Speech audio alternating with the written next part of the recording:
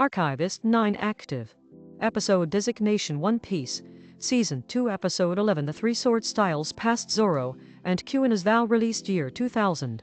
This record continues immediately from the prior episode state without reset or reinterpretation.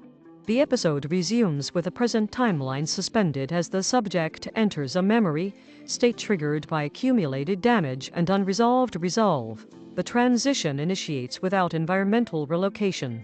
The narrative shifts entirely into a prior developmental period relevant to current behavioral persistence. No external intervention occurs during this transition. A younger Roronoa Zoro is shown entering sustained training under a local sword dojo. Initial performance data establishes repeated defeat against a single opponent identified as Kuina. The losses accumulate without variance in outcome. Zoro's tactical adaptation fails to overcome her superiority. This episode establishes that the defeats are not marginal but absolute. Psychological strain is recorded as persistent but controlled. Zoro increases training intensity without guidance and without improvement in outcome. This marks the first documented instance of self-driven escalation without external instruction. Kuina demonstrates internal conflict. She verbalizes awareness of structural limitation imposed by her future physical development. This constitutes a shift from confidence to internalized resignation. The episode confirms that her combat effectiveness remains dominant despite this belief. Her performance remains unchanged. Zoro challenges this limitation verbally and rejects its validity. This confrontation results in a direct confrontation with emotional consequence rather than physical resolution.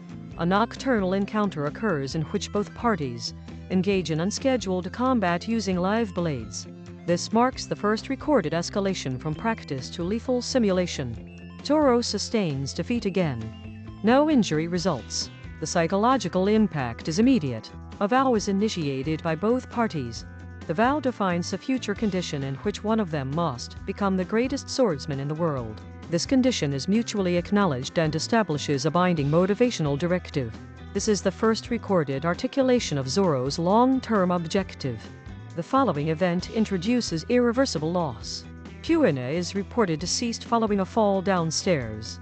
No combat or third-party involvement is indicated. The cause is treated as final and non-negotiable. Zoro's response is immediate and destabilizing. Emotional collapse is observed without denial phase. He requests possession of Kuina's sword. The dojo master consents. The sword is identified as Wado Ikemonji.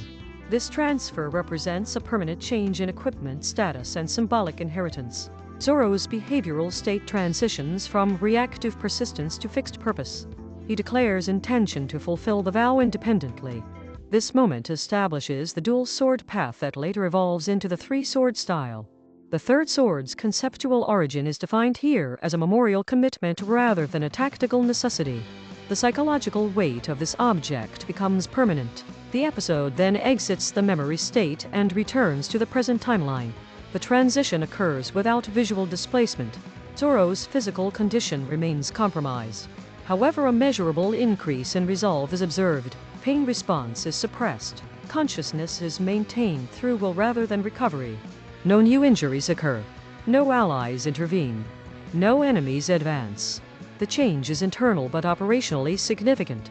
Threat analysis indicates that while external danger remains unchanged, internal collapse probability is reduced.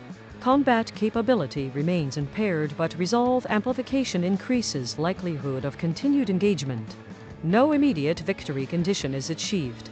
No retreat is initiated.